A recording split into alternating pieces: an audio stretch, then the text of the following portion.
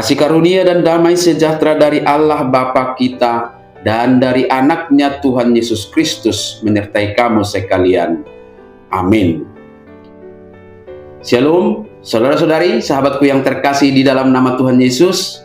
Firman Tuhan yang menyapa kita hari ini, hari Rabu tanggal 18 Maret 2026, tertulis dalam kitab Nabi Mika pasal 6 ayat 8.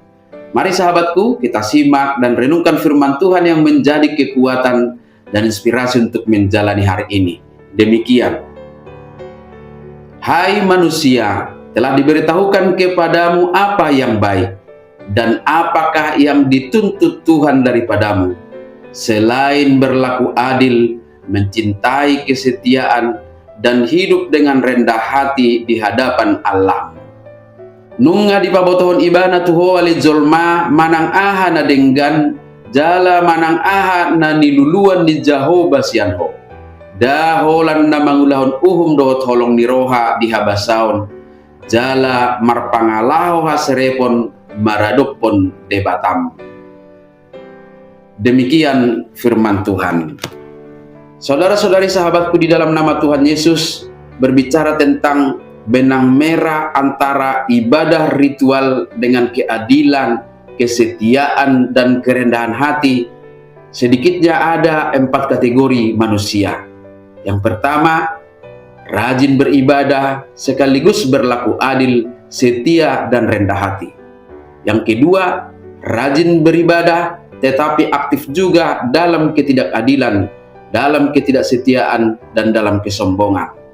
Yang ketiga, mengabaikan ibadah tetapi hati nurani masih bekerja dan berlaku adil, setia, dan rendah hati. Dan yang keempat adalah mengabaikan ibadah dan berlaku tidak adil, tidak setia, dan sombong. Nas kita hari ini merupakan seruan evaluasi kualitas iman kita dengan sebuah introspeksi diri sebagaimana dicatat dalam ayat 6. Dengan apakah aku akan pergi menghadap Tuhan? Dengan korban bakarankah? Dengan anak lembu berumur setahunkah? Ribuan domba jantankah? Kepada puluhan ribu curahan minyakkah? Bahkan dengan mempersembahkan anak sulungkah? Di hadapan Tuhan, marilah dengan rendah hati kita memeriksa diri secara pribadi dan juga gereja kita. Di kategori manakah kita dan gereja kita sedang berada? Yang pasti Tuhan menginginkan menyatunya ibadah dengan keadilan, kebenaran, belas kasihan, dan kesetiaan di dalam hidup kita. Ibadah tidak ada makna apa-apa, bahkan dibenci oleh Tuhan jika tidak diikuti oleh keadilan. Kita sudah mengalami keadilan Tuhan. Ia membebaskan kita. Ia telah menyatakan kasih setianya. Maka mengandalkan kasihnya itu pula kita menapaki perjalanan kehidupan. Yang pertama, dengan menjadi pelaku-pelaku keadilan. Di tengah dunia yang penuh kekerasan dan ketidakadilan ini, kiranya keadilan Tuhan Allah nyata melalui kehidupan kita. Kita sebagai anak-anak Tuhan berlaku adil kepada semua dan setiap orang, bukan atas dasar like or dislike, tetapi berdasarkan keadilan Tuhan. Yang kedua adalah mencintai kesetiaan. Kesetiaan Tuhanlah yang membuat kita bertahan hingga saat ini.